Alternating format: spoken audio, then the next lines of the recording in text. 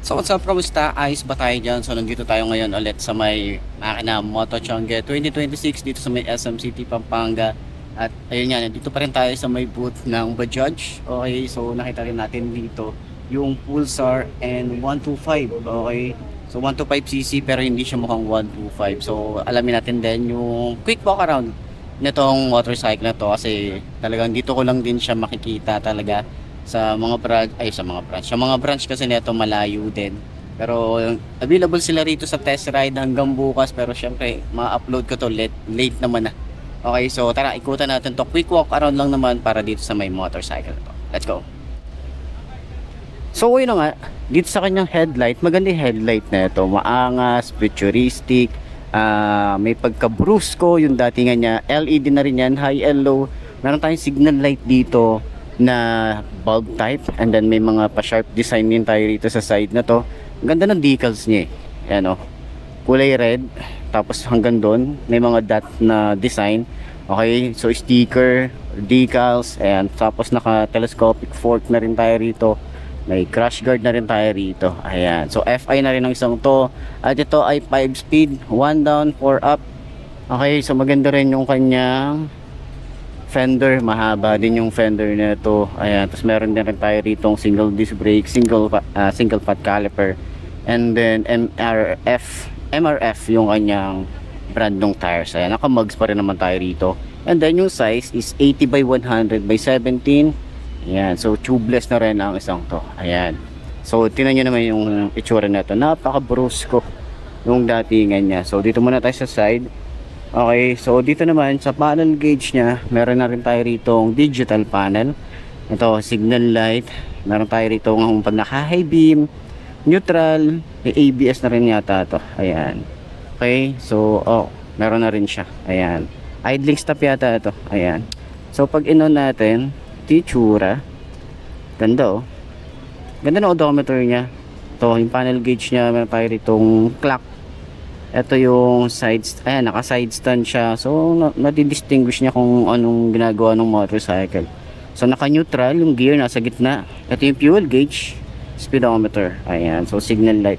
So sa ano niya, mag-on lang to kung meron siyang, or naka-on lang yung, mag-on lang yung headlight kung naka-on yung engine. Ayan. So ayan, signal light natin. Ito yung signal light niya. Tapos dito rin sa side, ayan, sa tail light. Okay, so yun yung kanyang panel gauge, and naka upright position din. Same dito sa may sa may NS400Z. Ito kasi 125cc pero hindi siya mukhang 125. Ayan o, N125 yung nakalagay dito. Okay, so ganyan yung datingan niya. May USB charging port na rin tayo rito sa may bandang harap. Ayan o, ganda na yung tsura eh, no? Ito yung susi, napakasimple lang ng susi. And then yung ating side mirror, malapad yung side mirror. Maganda. Ganda yung tsura ng side mirror, quality. And then meron tayong handlebar, ayan. So may kill switch din tayo rito. On off nung kanyang idling stop, electric starter, tapos flasher, and high and low. Ayan. So ito, hindi ko alam kung ano to. Alam kung para saan tong button na to. Signal light and then busina. Ayan. So kanyang gas tank, pang big bike din yung datingan niya. Kahit sabihin niyo na 125, may pulsar din dito na decals. Ay, decals tuloy. Emblem. Ayan, may pulsar dyan. Tapos yung upuan, ayan, okay, malambot. Hanggang dito sa ating gas tank yung, or hanggang betlogs yung ating seat. Okay. So may, sa angkasa naman, ano siya, naka split type yung kanyang upuan. So may pulsar din dito. Grab bar niya, solid din. Ayan. Tapos signal light, ayan, bulb type din ang signal light niya. Pero dito naman sa kanyang angkasan, combination din ng rubber and metal. Then ganun din sa rider, single head shifter. May crash guard na rin tayo rito para in case na mabuwal. Okay. So dito naman sa likod is naka drum brake. May tire hugger na rin tayo rito, mono shock dito sa sa suspension niya dito sa likod, and then adjustable na rin yan. So may cover na rin yung kanyang chain. And tingnan natin dito sa side. Dito naman is naka LED na rin yung ating tail light. Ayan, signal light natin dito, bulb type, may plate light, reflector, tapos lagayan ng plate niya. Ayan, so dito naman sa side, ito yung tsura. Ito yung tire hugger natin dito, swing arm. Dan ang hahaba rin eh. Same nung sa sa 400cc. Nandito rin yung kanyang tambucho. Tapos napaka-cute nung kanyang tambucho. Parang wala siyang tambucho, Kung titingnan nyo sa iba pang mga category na katulad na ito. Okay. So, ang size nung sa likod is 110/80 by 17. Okay, tubeless na rin, MRF10 yung kanyang brand. Ayan. So, may kickstart din to. May Bajaj din dito sa kanyang makina. Tapos, ito yung itsura ng kanyang makina dito. So, ayan, tinan nyo naman yung Pulsar na decals niya. Tapos, yung emblem, napaka-premium nung datingan niya. Ito yung sa side fairings. Ayan, may N125. So, tingnan natin kung pag inupuan natin. Okay. So, ayun. So, sa lahat ng mga naghahanap ng ganitong motorcycle, available sila sa, alam ko, Cubao.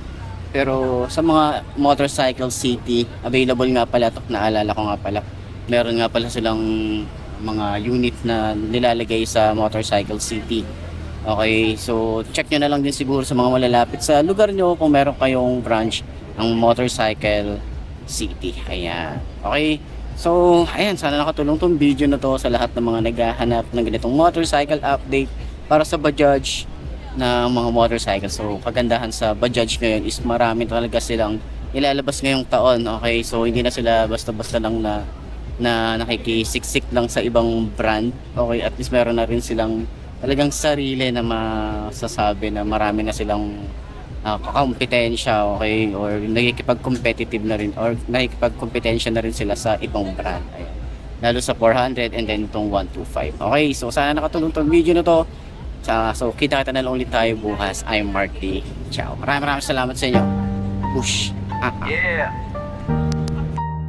Para sa mga naghahanap ng motor na sulit, pakinggan mo muna ito bago ka pumirma ng resibo. Bajaj! Tara! Yeah! Yeah! Yeah! Yeah! Yeah! Yeah!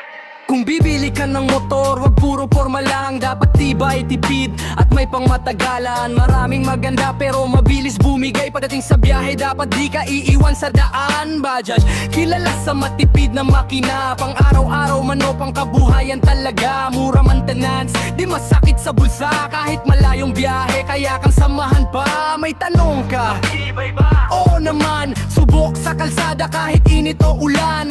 Piyesa importante, dapat madalin hanapin at marunong ka rin mag-alaga sa gamit. Bago ka